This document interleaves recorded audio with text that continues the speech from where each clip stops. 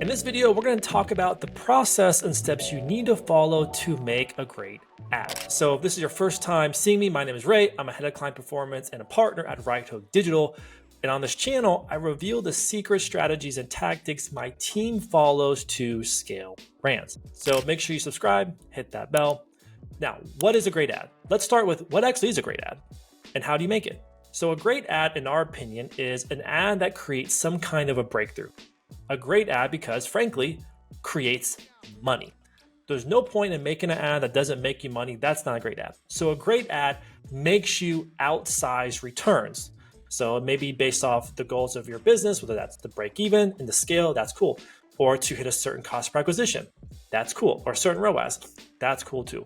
But for us, a great ad is an ad that creates a breakthrough. And for us in our business, that means it scales a brand. Now, once you understand that, what makes a great ad, now, what are the steps to make a great ad?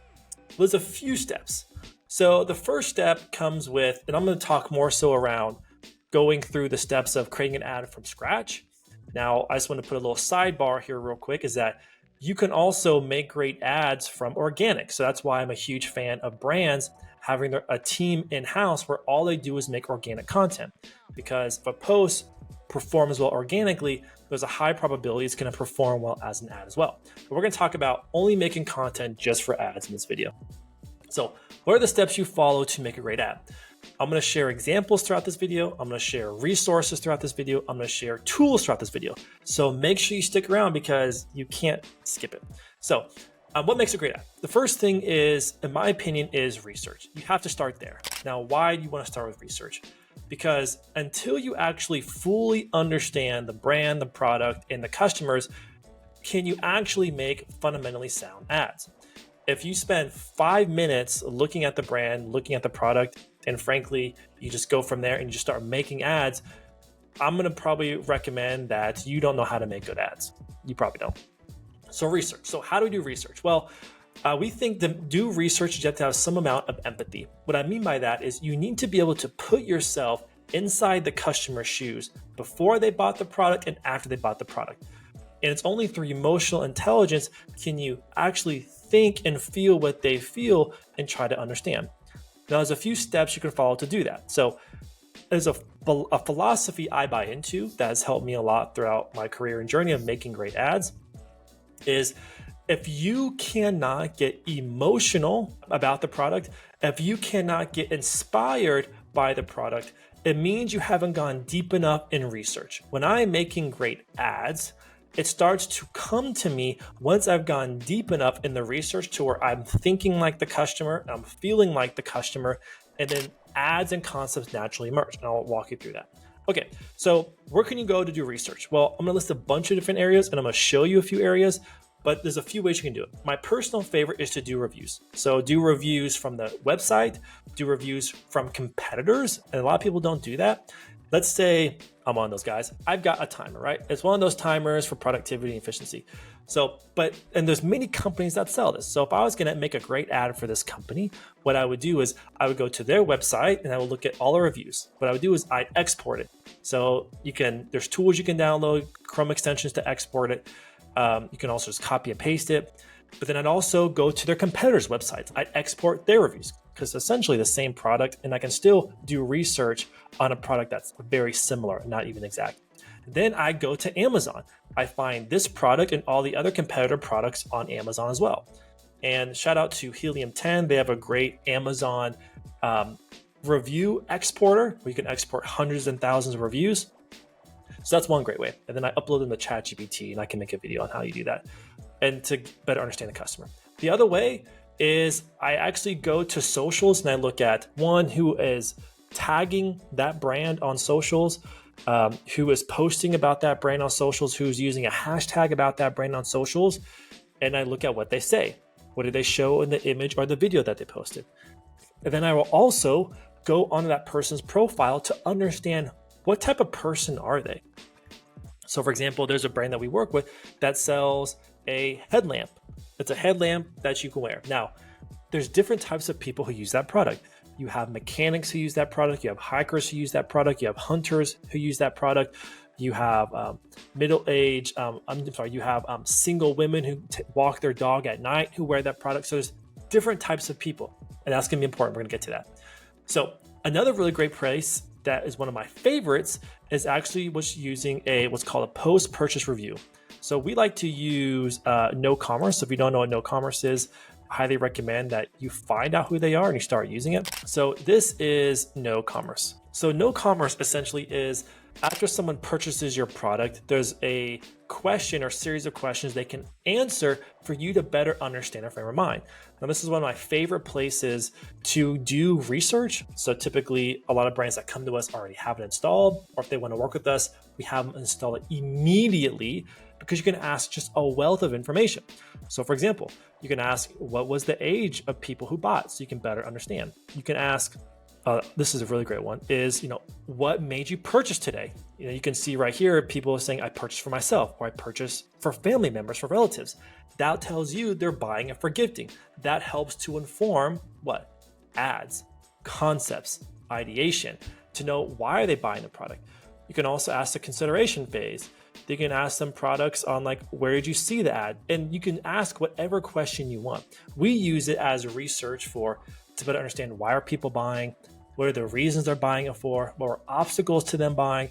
And then other questions around what platform made them buy. So no commerce is one of my favorite places to do research. There's other places you can go on Reddit. So if you have, for example, thinking about that brand that sells a headlamp, there are Reddit threads just for camping and mechanics and for hiking and for walking dogs. And it's a really great place to go and understand what are people's pains when they're doing those activities, and then how does your product fit into that journey, into what they're trying to solve. All right, so the first step is doing research. Now, there's a really great tool that we like to use. I've shown this in other videos before. It's actually called a lightning analysis sheet. It's just a really easy way to go through reviews and things you find online and to understand what are the triggers. And we call them emotional triggers because people make emotional decisions. We're emotional beings. We don't always make logical decisions. And so you want to understand what's the emotion behind why someone needs something. So we do that just to catalog the reviews. And then we like to put objections. What are the objections for them buying the product, or objections they will have? So what are their triggers? What are the pains or frustrations before buying the product? Or is the goal for buying the product? What doubts do they have about the product? And so this is just a really easy way to understand more about the brand and the customer to help inform really great concepts. So that's a really great tool we like to use. You could ask ChatGPT for help for this, but this is what we like to use to help us to get inside the shoes of our customer. All right, so what's the next step? So once you understand the research part, then you go on to identify the persona. Now, for us, every brand can have a different persona, okay? So what I mean by persona is you can use the word avatar. Essentially, all a persona is who are the different types of people who buy this product, right? Pretty simple. Who are those people? So this is what I mean by this, and these are the steps, is to have amazing ads, you need to first choose the avatar or persona. Same term, used synonymously.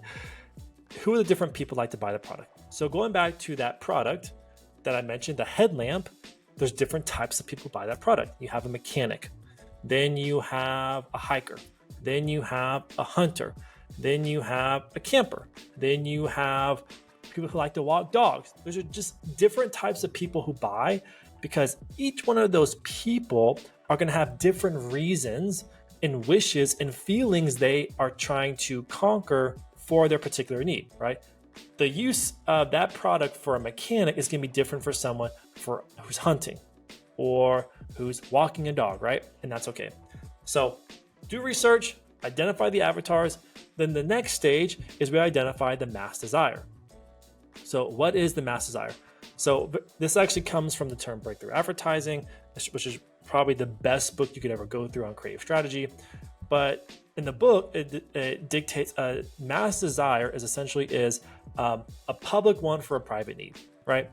So there is a public want for a private need to be more productive, right? That is the desire that millions and millions of entrepreneurs and people who like their job that they care about, using that example I showed earlier in the video. Lots of people have that desire. So once you identify the avatar, then identify what are the mass desires. Okay, now the mass desire, there can be many of them, and that's okay, because it's your job, my job as the advertiser, to know what those mass desires are, and then I go about testing those mass desires. Now, there is a friend I have who says that your job as the advertiser is to eliminate all the noise by choosing of those mass desires, which one is the Mac Daddy desire, the Mac Daddy hook, meaning of all the desires, which one is the most potent, the most emotional, and the most powerful in your opinion, based off your research. You start there first. Okay, so once you know the mass desire, then the next step is to choose the awareness level. So there's different awareness levels. You have most aware, product aware, solution aware, problem aware, and unaware, right? It's essentially just a funnel. People who are most aware already know about your product. People who are product aware know that there's products out there, but don't know if yours is the best one. Solution aware means people know that there is a solution to their problem, but they're just not aware of what products are the right fit. Problem aware is people who are aware of the problem, don't even know the solution. And then unaware are people who are completely unaware that they even have a problem, right? The reason why we identify this in those stages is because once we know that, we know who are we trying to make the ad for. For example, using this same example, this timer. I didn't mean to do this for this video series, but it's right there, so I'm gonna do it. A person who doesn't even know that they have a problem with productivity, if you show this to them, they're gonna think it's a freaking stupid timer. Like, why would I ever have that? But then once you are aware that the reason why you are not productive, it's not your fault, it's because you're not working in Pomodoro cycles. And you can introduce to them that the real problem is that you're not giving yourself the creative tension to do things in a shorter period of time for more focus, right? That ad is going to be very different compared to a person who already knows all the way down that they have a problem, they know the solution, and they're aware of products, and you telling them why this is the right fit for them. Very different ad, very different concept. It's going to have very different scalabilities, because here's what you need to know.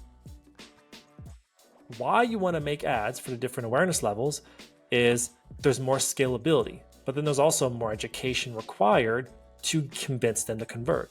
So that is why we like to, once we know the avatar and the mass desire, we want to understand who are we making this ad for and what awareness level, because there's different scalability and different ways you have to go about creating that ad. Okay, the next step is, once you know the awareness level, what's the sophistication of the market? So this is also from the book Breakthrough Advertising. Sophistication of the market simply means where is the market at in terms of how sophisticated, meaning a level 1 sophistication means it's a brand new product, right? It's a product no one's ever seen before. Whereas level 5 would be it's a dead market, meaning everyone and their mom knows what a pen is. But 300 years ago, when someone made a pen, they were the first to come to market. It was like the coolest thing, right? And how you go about promoting to different levels of sophistication is like this. Feel free to pause the video. You can actually read through these. But once you understand the awareness level and then know where is the market at in terms of competitiveness, how aware people are of the product in the market and the needs that it's the problems that it solves, then once you have that, this is how we then make great ads. Because now we have the right line of thinking, we know the awareness level, we know the sophistication level. Now we know exactly how we need to write the ad, how we need to position the ad, what we have to say in the ad, what we have to demonstrate in the ad, or what education is required in that ad. So those are the steps of how to make a really great ad. So the next time you're about to make an ad, I encourage you, stop, do research. Because there's a secret I've learned over the years, is ideas for ads, copy, and headlines come out of you, they pour out of you when you've done enough research. But if you feel stuck, like I'm looking at a blank page, I just don't know either what to write, or I just don't know what kind of ad to make, it's because you haven't gone deep enough in the research, because then it will pour out of you. That's what I learned. A really great tool just to go and look and spy on ads is Foreplay. I personally love Foreplay, the software, by the way, not the other thing. And then also ads libraries. Those are two great ways to go and find ad concepts before you actually start creating the ad to give to a designer. But make sure you don't skip the research to come up with the persona, the awareness level, and then sophistication level. Because once you have those things and you've identified those things, then you know exactly how to make that ad. So make sure you subscribe, or if you have questions on how to make a great ad, make sure you ask me below, and I can always make a video showing exactly how I do this for a specific brand. Let me know. See you next time.